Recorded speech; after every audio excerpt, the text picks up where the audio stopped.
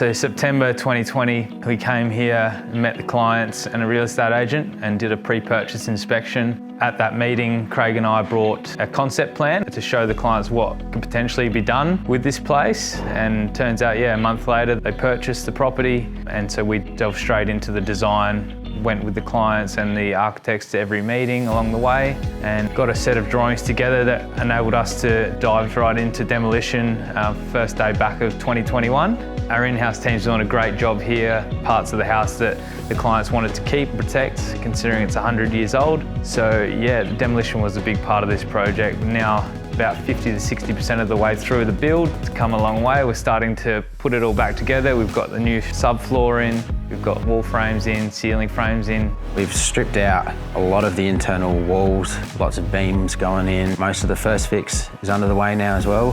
We've actually installed these beams up here for a nice new domed ceiling. It's going to be quite a feature as you walk in through this front door. One of our bricklayers who's come through put a nice new arched walkway through here which leads out into the new kitchen area. So the archwork, the client wanted to try and keep a lot of it because there's a few different arches around the house as is. And so we just sort of replicate that for a few different walkways throughout the house.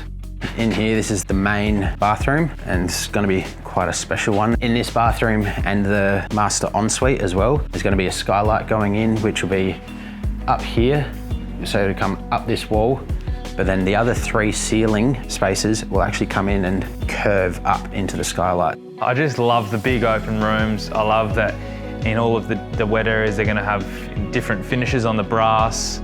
I think the clients have a really good taste. I'm so excited to see what this project is going to turn out like. I'm really looking forward to seeing the end result.